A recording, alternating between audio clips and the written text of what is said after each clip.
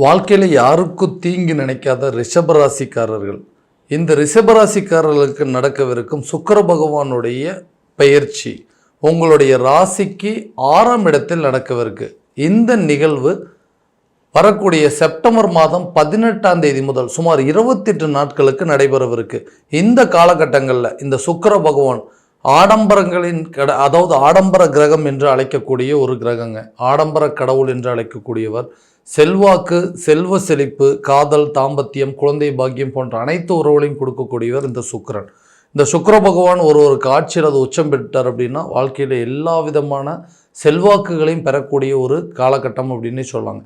இந்த காலகட்டங்கள் இந்த ரிஷபராசிக்காரர்களுக்கு இந்த சுக்கிர பகவானுடைய பயிற்சி, அதாவது 1 மற்றும் 6ஆம் இடத்திற்கான அதிபதி உங்களுடைய ராசிக்கு 6ஆம் இடம், அதாவது துலாம் ராசியில் இந்த கிரகத்துடைய அதாவது சுக்கிர பகவானுடைய பயிற்சியானது நடைபெறவிருக்குங்க.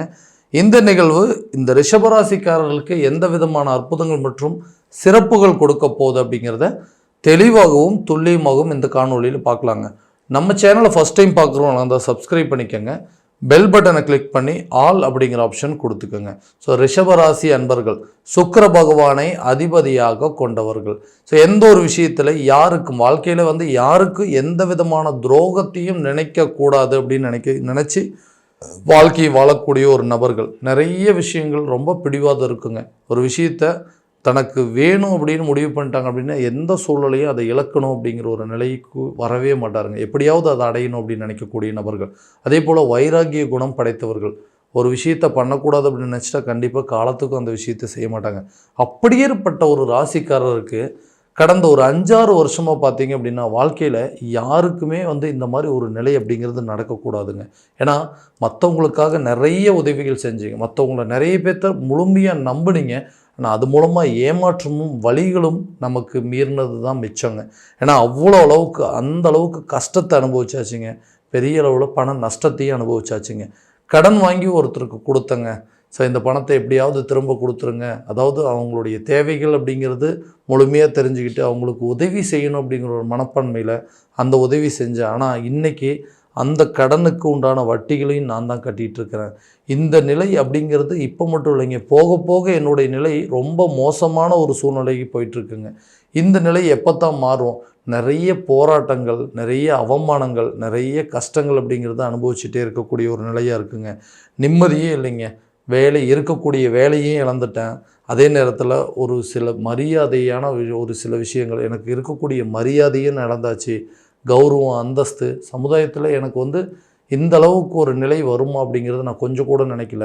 திடீர்னு ஒரே விஷயங்க வாழ்க்கையை அப்படியே புரட்டி போட்ட மாதிரி ஆயிடுச்சு. ஒரு சுனாமி வந்த மாதிரி ஒரு விஷயம் நடந்துருச்சு. இந்த மாதிரி ஒரு நிலை. ஏன்னா நல்ல தொழில் பண்ணிகிட்டு இருந்தேங்க. எல்லாருமே என்னை முன்னுதாரணம் எடுத்து என்னை பார்த்து நிறைய பேர் பிஸ்னஸ் ஆரம்பித்தாங்க. இன்றைக்கி அவங்களோட பிஸ்னஸ் எல்லாம் நல்ல லெவலுக்கு போயிட்டுருக்கு. ஆனால் என்னோடய பிஸ்னஸ் அப்படியே நின்று போச்சு, கிணத்துல போட்டு கல் மாதிரியே கிடக்குது. ஏன்னா என்னை விட அவங்களுடைய வருமானங்கள் அப்படிங்கிறது அதிகரிச்சிட்ருக்கு, என்னுடைய வருமானங்கள் நாளுக்கு நாள் குறைஞ்சிட்ருக்கு. இது என்னென்னா ஆரம்பத்தில் ஒரு ஆயிரங்கள் அப்படிங்கிறது, அப்புறம் ஒரு லட்சங்கள் வந்தது. இன்றைக்கி கோடிகளில் கடன் நிற்கிற மாதிரி ஒரு நிலை. எவ்வளோ பெரிய கடன் எங்கேருந்து தான் வந்துச்சு, இந்த கடனை எப்படி அடைக்க போகிறோம் அப்படிங்கிற ஒரு குழப்பத்தினாலேயே நைட்டான தூக்கம் வர மாட்டேங்குதுங்க. இதனால் மன உளைச்சலுக்கு ஆளாகி உடல் ரீதியாகவும் நிறைய பாதிப்புகள் அப்படிங்கிறது ஏற்பட்டுச்சு. இந்த விஷயங்கள் அப்படியே குடும்பத்துக்கு ட்ரான்ஸ்ஃபர் ஆகுதுங்க. இதே நேரத்தில் கணவன் மனைவிக்கிடையே அந்த நாளை இன்றைக்கி நீங்கள் பண்ண தவறு எவ்வளோ பெரிய மிஸ்டேக்கு கொண்டு நிறுத்திச்சு பார்த்தீங்களா? உங்களை நம்பி வந்ததுக்கு எனக்கு இதுவும் தேவை, இன்னும் தேவை அப்படின்னு சொல்லி மனைவி கணவரை பார்த்து குறை கூறக்கூடிய அளவுக்கு சில சூழ்நிலைகள். உங்களை நம்பி தாங்க வந்தேன், இன்றைக்கி இந்த அளவுக்கு என்னை கொண்டு நிறுத்தி வச்சிட்டிங்களே அப்படின்னு சொல்லி மனைவி நம்மளை பார்த்து தேவையில்லாத சில வார்த்தைகள் சொல்லக்கூடிய ஒரு நிலை. எல்லாத்தையுமே பார்த்து தான் செஞ்சோங்க. எனக்கு மட்டும் ஏன் இப்படி நடந்துகிட்ருக்கு, எனக்கு இந்த நிலை நாளுக்கு நாள் மோசமாயிட்டே போயிட்டுருக்குதுங்க. கூட இருக்கிறவங்களெல்லாம் என்னை விட்டு விலகி போகக்கூடிய ஒரு நிலை அப்படிங்கிறது, தொழிலில் நிறைய ஏமாற்றங்கள், அதில் நிறைய நஷ்டங்கள் அப்படிங்கிறது நாளுக்கு நாள் ஓடிட்டே இருக்குது. ஒரு வேலையை முழுசாக என்னால் செய்ய முடியல.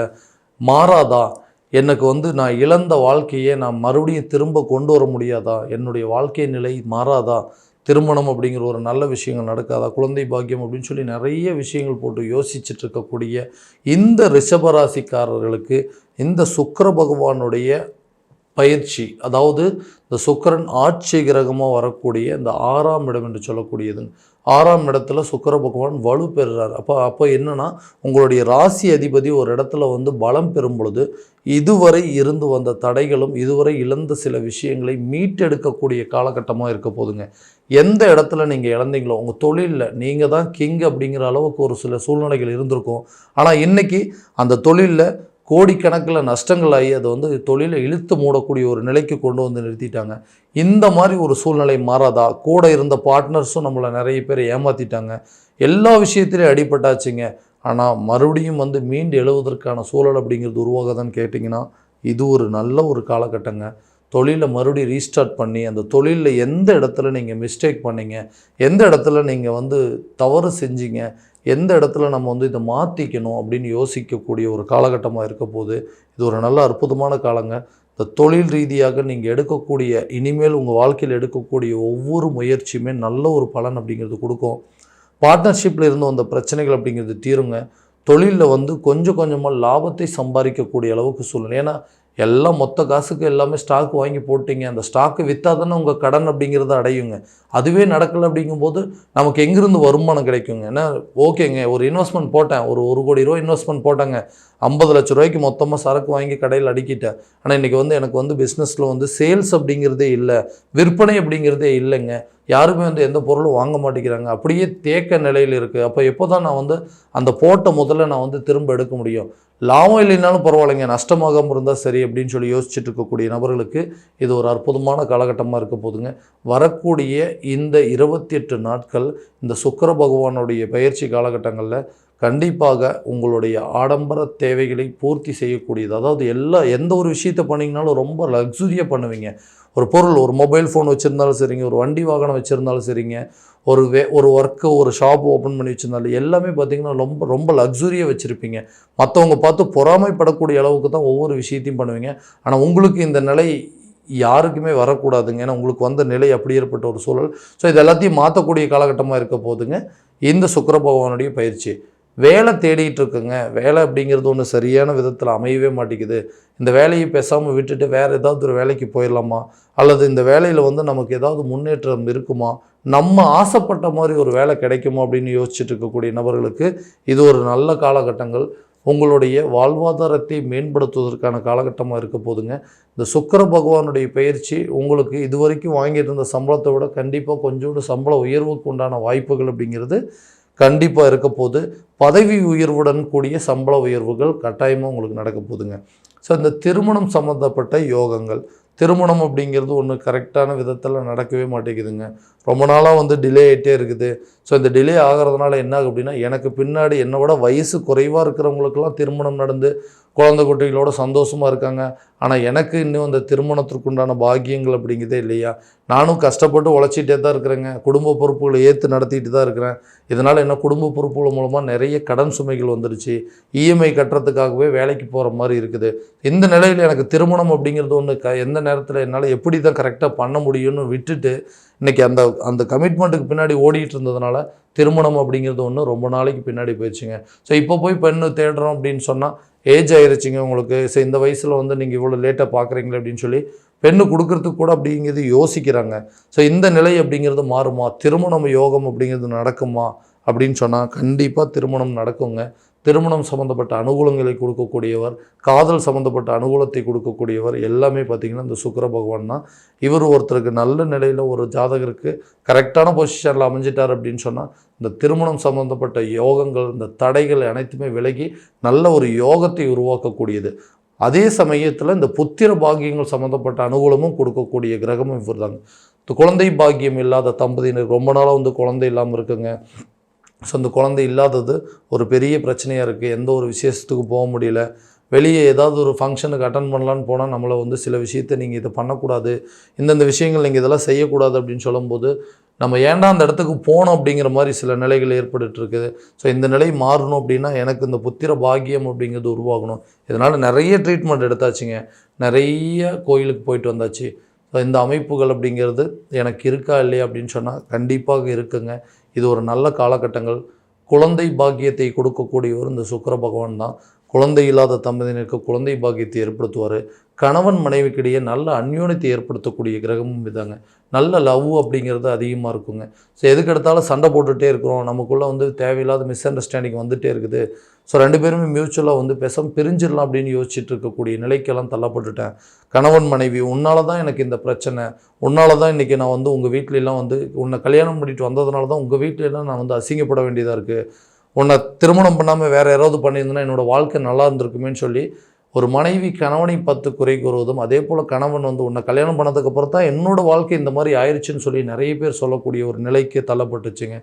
இந்த நிலை அப்படிங்கிறது இந்த வரக்கூடிய காலகட்டங்களில் கணவன் மனைவிக்கிடையே நல்ல ஒரு அந்யோன்யமும், அதே போல் சொத்து பத்துக்கள் சேர்க்கைக்கு உண்டான வாய்ப்புகள் அப்படிங்கிறது உருவாகுங்க. நீண்ட நாட்களாக உடல் ரீதியாக இருந்து வந்த தடைகள் அப்படிங்கிறது அகலும். நான் எதுக்கெடுத்தாலும் ஹெல்த் ரிலேட்டட் பிரச்சனை வந்துகிட்டே இருக்குது. ஒருத்தர் மாற்றி ஒருத்தர் வீட்டில் யாருக்காவது ஒருத்தருக்கு ஹாஸ்பிட்டல் சம்மந்தப்பட்ட செலவுகள் அப்படிங்கிறது வருது. உடல் ரீதியாக பாதிப்பு போகிறதுனால என்னால் வந்து சரியாக வந்து செயல்பட முடியல, ரொம்ப டல்லாயிட்டேங்க, என்னால் ஆக்டிவாக எந்த விஷயத்தையும் பண்ண முடியல, ஆயுளுக்கு ஏதாவது தொந்தரவு வந்துருமா, கண்டங்கள் வந்துருமா அப்படிங்கிற அளவுக்குலாம் யோசிச்சுட்டு இருக்கேன். ஸோ இந்த 6ஆம் இடம் என்று சொல்லக்கூடிய நோய் மற்றும் எதிரிகள் ஸ்தானத்தில் இந்த சுக்கிர பகவானுடைய ஆட்சி கிரகம் பயிற்சி அடைகிறதுனால உடல் ஆரோக்கியத்தில் ஒரு நல்ல முன்னேற்றமும், நீண்ட நாட்களாக இருந்து வந்த பிரச்சனைகள் அப்படிங்கிறது தீரும். நீங்கள் செய்யக்கூடிய மருத்துவ செலவுகள் கூட ஒரு நல்ல டாக்டர், அதாவது நார்மலாக ஒரு சின்ன டாக்டரை பார்த்துட்டு இருந்திருப்பீங்க, இப்போ அதுக்குண்டான ஸ்பெஷலிஸ்ட்டை போய் பார்த்து அந்த பிரச்சனையை தீர்க்கறதுக்கான வாய்ப்புகள் அப்படிங்கிறது கட்டாயமாக உருவாகும். கல்வியில் நல்ல முன்னேற்றம், கல்வி சம்மந்தப்பட்ட அனுகூலங்கள் யாருக்கெல்லாம் இருக்குன்னா, கல்வி ஓகேங்க, ஒரு டிகிரி முடிச்சாச்சு, அடுத்தது ஹையர் ஸ்டடீஸுக்கு அடுத்த டிகிரி ஒன்று படிக்கலாமா, அல்லது படித்து முடிச்சுட்டு ஒரு வேலைக்கு போகலாமா அப்படின்னு யோசிச்சுட்டு இருக்கிறவங்களுக்கு இது ஒரு பொன்னான காலமாக இருக்க போது. அதாவது உயர்கல்வி படிப்பதற்கான வாய்ப்பும், கல்வியில் ஒரு நல்ல முன்னேற்றமும், கல்வி முடித்தவங்க அடுத்தது வேலைக்கு செல்வதற்கான சில அனுகூலத்தை உருவாக்கக்கூடியது இந்த சுக்கிர பகவானுடைய பயிற்சி. ஸோ இது வரைக்கும் நம்ம பார்த்ததெல்லாம் பார்த்திங்கன்னா கோச்சார பலன்கள் மட்டும்தாங்க. இந்த பலன்கள் அனைத்து உங்களுக்கு நடக்குமா அப்படின்னா உங்களுடைய ஜனனகால ஜாதகத்தை முழுமையான விதத்தில் தெரிஞ்சுக்கங்க. அதற்குண்டானபடி ஒவ்வொரு முயற்சி பண்ணிங்க அப்படின்னா எல்லா விதமான வெற்றிகள் அப்படிங்கிறது உங்களுக்கு கட்டாயமாக கிடைக்குங்க. ஸோ உங்களுடைய ஜாதகத்தை எங்கிட்ட பார்க்கணும் அப்படின்னு ஆசைப்பட்டீங்கன்னா கீழே இருக்க நம்பருக்கு கான்டாக்ட் பண்ணி அப்பாயின்மெண்ட் ஃபிக்ஸ் பண்ணிக்கோங்க. அப்படி இல்லையா உங்களோட ஜாதகத்தை வாட்ஸ்அப் மூலமாக அனுப்பிச்சி வச்சிங்க அப்படின்னா தெளிவான முறையில் கணிச்சு துல்லியமான பலன்கள் அப்படிங்கிறது உங்களுக்கு தெரியப்படுத்தப்படுங்க.